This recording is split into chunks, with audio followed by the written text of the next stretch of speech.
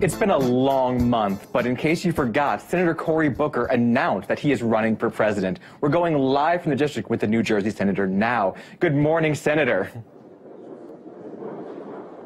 Good morning. It's so good to be on with you all. Good to have you. Good to have you. Yeah. So let's start with a tweet from the Washington Post's Dave Weigel. New this morning, led by Cory Booker, 5 2020 Dems back legislation to legalize marijuana and expunge the convictions of users. So far, every 2020 Dem is in favor of decriminalization, but this goes further. What has changed since you first introduced the bill, and what does it do?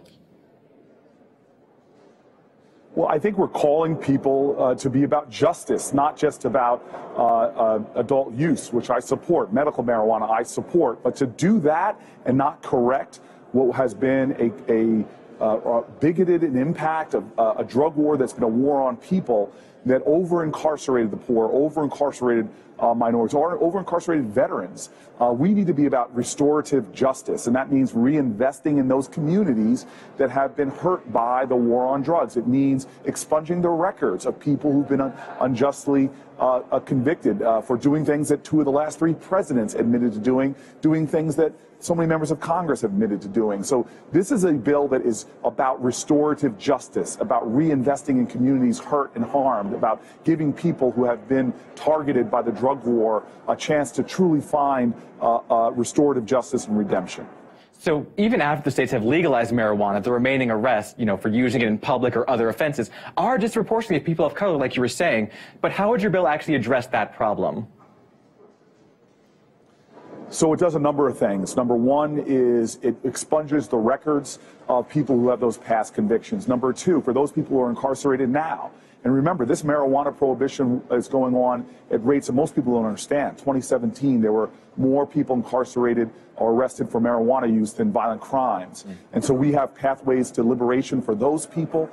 In addition to that, though, very importantly, we see that certain areas didn't get marijuana enforcement. College campuses, not people being stopped and frisked on those college campuses, but often poor communities, minority communities were targeted. So a big part of the bill is reinvesting in those communities to have restorative justice be achieved, investing in education, jobs, opportunity. And then we have the incentives to states to do right by their marijuana laws. If they are disproportionately targeting minority communities, low-income communities with their marijuana laws, then we have consequences for that to push people into having sound policies that are effectively and equally put into place.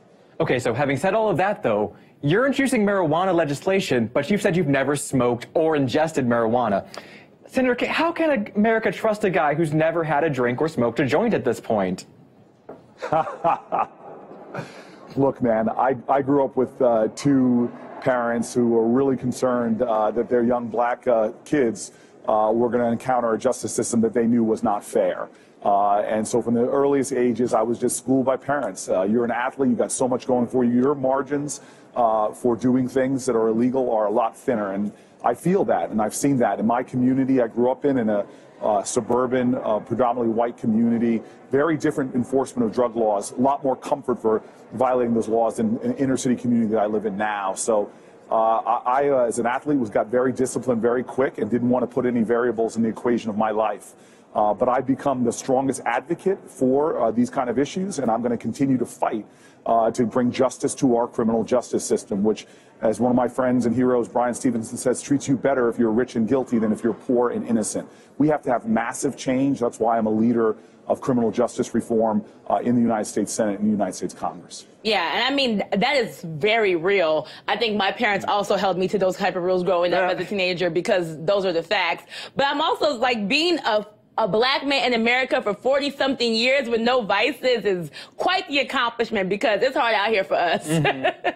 So what are your vices? I think Lincoln said, I think Lincoln said, a man with few vices has few virtues. So I'm confident that I'm a virtuous person and have vices in other areas. If you see what I do to empty carbohydrates and 2 of my best friends, Ben and Jerry's, that's one of my vices. But we can talk about that in another interview. So when did you decide this was something you were going to do? Have you just always been planning on running for office since you were 5? I mean, you're vegan too. I mean, that it's really stuck with you for that long that even now are just like, no, nothing. No, well, look, I was one of those people who, when I was growing up, just thought politicians were suspect. I was a community organizer, a grassroots nonprofit guy. But I often say, be careful what you send negative energy to. You often draw it to yourself. And before you knew it, I had people in the Central Ward of Newark. I was living in the projects. My tenant leader there and others said, you got to run for city council. So this was an unexpected career path that turned out to be probably one of the best decisions I ever made, even though I resisted it. Life is about purpose. It is not about position. And my purpose from those early days as a grassroots lawyer fighting slum lords, trying to represent communities that are often left out of the equation, that remains my purpose now. And here I'm running for president, but I get a chance to talk about those folks that are often people don't want to talk about. Like, folks don't realize there's over 1,000 jurisdictions in America that have the kids have twice the blood lead levels in Flint, Michigan. But we don't talk about environmental justice enough. All this talk about climate change, which I'm willing to do right now, there are cancer clusters, places where the respiratory diseases are off the charts that tend to be, those communities are overlooked, low-income communities, minority communities. So whether it's criminal justice, whether it's marijuana justice, whether it's environmental justice or economic justice, I got in politics to deal with those issues, and I'm proud now that I get to be running for president, going all over this country, trying to get folk woke, that there's pain all over this country. We've got to see that there's common pain, reunite to a sense of common purpose to deal with these injustices.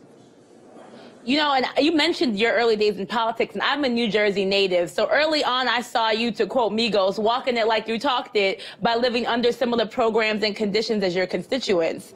Do you feel like you've been able to maintain that level of authenticity?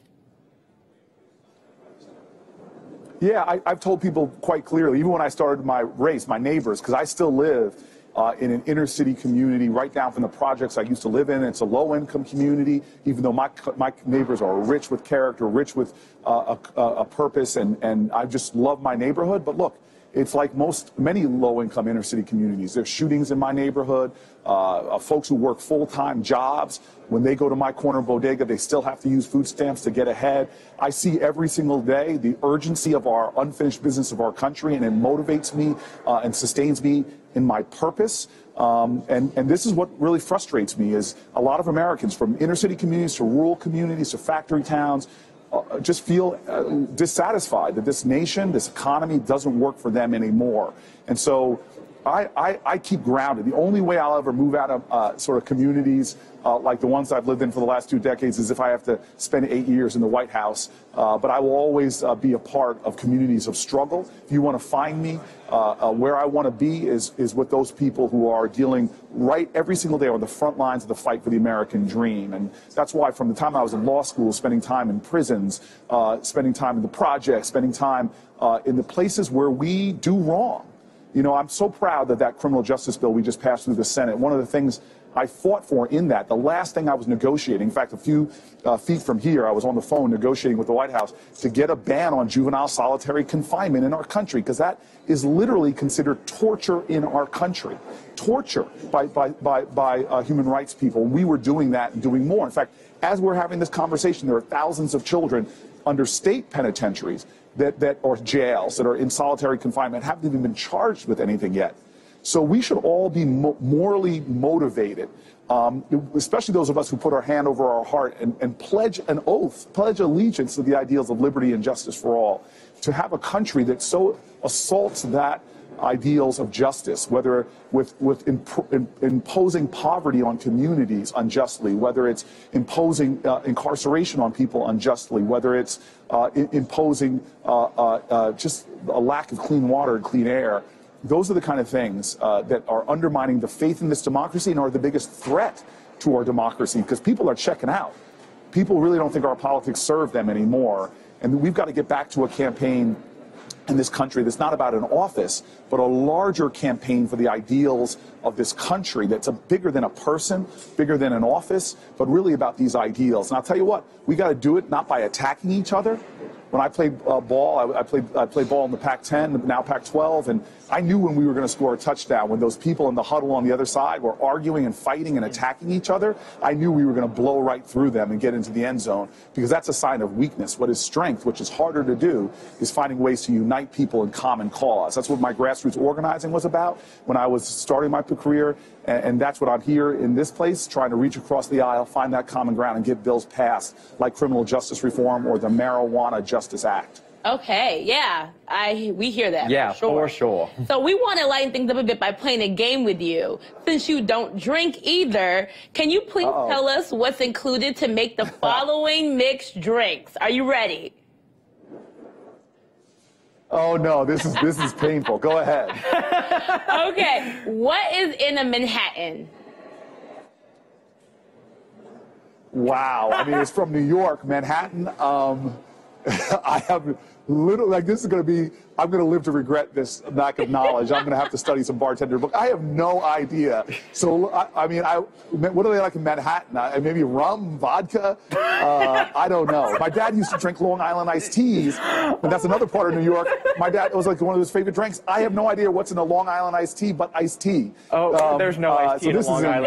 So this is an embarrassing lack of knowledge. There's zero iced tea in Okay, maybe we'll give an easier one. Well, first of all, Manhattan has rye or Cajun whiskey. Please, tell me Bloody Mary. I know what's in Bloody Mary at least. And a maraschino sugar. No, we are going on instead to, we'll give you an easy one though. What is in a margarita? You can do this. We have faith in you. Oh, well, so margarita, there's fruit, and there is ice, and there is vodka. Oh no! Tequila. I'm sorry. I had help from a friend. Somebody yelled out tequila. That's my favorite karaoke song. Because all I have to do is stand up there and karaoke and go tequila. It's Contro, tequila, and lime juice. You guys are rough. This is brutal. This is literally. This might lose some votes from people in my family right now because they're like embarrassed. Okay. They're embarrassed. Easiest one possible. Go ahead. What's in a vodka soda? I would say in a vodka and soda, there's vodka and, let me see, soda. Okay. We are giving a round of applause here. You got one. Okay. But Senator, really quick, before you go, if you don't smoke weed and why you did don't you ask drink, me a question like, how do you... No, if you don't smoke weed, though... Why did you ask me a question like, how do you beat a two-deep zone? What offense is best at beating a two-deep zone? Too easy. Or that wouldn't be any fun. On the line. That wouldn't be any fun to watch. Too easy. But Senator, so if you don't smoke weed and you don't drink, what do you and Rosario do when you go out? Wow. That is a setup if I've ever heard one. I am a movie addict, so if we're going out to good food, a good film is one of my favorite things to do when I go out. All right, well, thank you so much for joining us, Senator Booker. It's been a delight. You guys rock. Thank you. And I'm gonna find a way to get back to you. I might send you one of the most unconscionable beverages called non-alcoholic beer, which is almost as bad as decaffeinated coffee. But I'm gonna send you that. Thanks. Thank Looking you. forward to the package. Man. Oh, wow. He did not know that one. He said vodka and a margarita. I am shook. Never take